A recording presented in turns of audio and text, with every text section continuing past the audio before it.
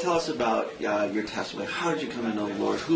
Was there a seed planted? Was there an incident in your life that sort of changed your life and said, "Wait a minute, God cares about me"? You know what happened? Well, I grew up in a Christian household. My dad was a pastor, and he was an evangelist for 25 years, and did all that.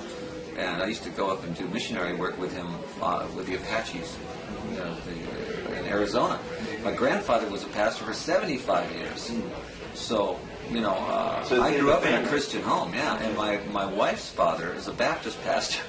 So I was like, we were PKs, preacher's kids, married each other. So I always refer to myself as the real prodigal son.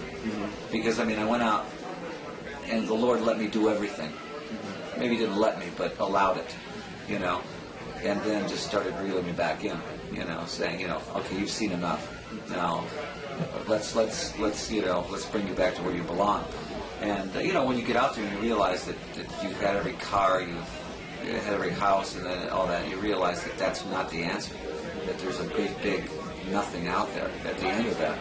So the materialism doesn't mean anything, and a lot of people say that there's a big God-shaped hole in your heart, and when that's filled, then you really are satisfied. I think that's where I'm at right now. I'm very young in the faith, even though I grew up in it. So I do a lot of study, a lot of Bible study, things like that. But I think people have the wrong concept of Christians. I think they think Christians sit around all the time just, we like to rock and roll. I think that you just keep a better watch on your Christian life. When did God start to reel you back in? When I stopped drinking, I drank for a long time. 13 years ago, I stopped drinking, and I started going back to church. I was throwing up blood every morning. I was really a bad alcoholic. And I never was a cruel or mean alcoholic, but I was definitely self-destructive. And when I stopped drinking, I started going back to church with my wife. And there was this pastor in Phoenix that was just hellfire. And there'd be 6,000 people there, and he was talking to me every Sunday. Of course he wasn't, but he was. Just nailing me. Every weekend I was exhausted. I'd come out of there and I'd go, I don't want to go back. Okay, it was like torture, but I always came back.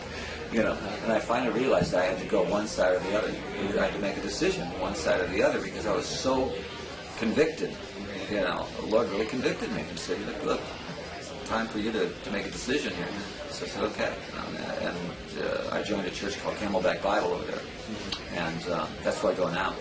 And it's really good teaching church. Just a good, strong Bible teaching church. But still rock and roller, going out on tour again. I watch, I certainly don't do it in the same spirit that I used to do it in, and I watch the songs lyrically about what I'm singing about. So a lot of the songs that I used to do, were way over the line. But I think a lot of my hits were fine, or socially, they were socially blistering songs, but society needs to be blistered. How is your life, when God reeled you back in, how did he change your life? What is sort of the characteristics, maybe, before and after, I used to do this? When before, you always are self. You're always self-centered, everything is for you. It's yourself is God. And we make lousy gods. Humans make really lousy gods, I think. So we've got to let God be God, and us be, what we are, and so I think that's what really changes, is your focus on who you're serving. You're not serving you're serving Christ. There's a lot of people who may see this interview, a lot of people who may have been big fans of yours 20, 25 years ago who are still living in the world, they don't know Christ. What could you say to them?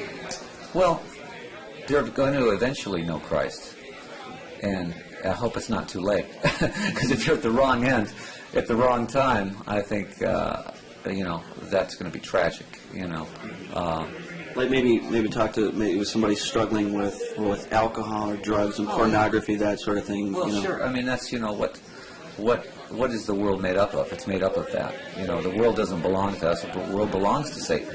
So we're living in that world, and we're bombarded with that every day. So how do we react to that? Well, if you don't have Christ in your life, then you're a victim to it. So I think what we have to do is just be very, very careful about, how we react to the world. You know, we have Christ in our life now, and we have to react to the world humbly. We have to react to the world in a teaching way, and at the same time be humble about it.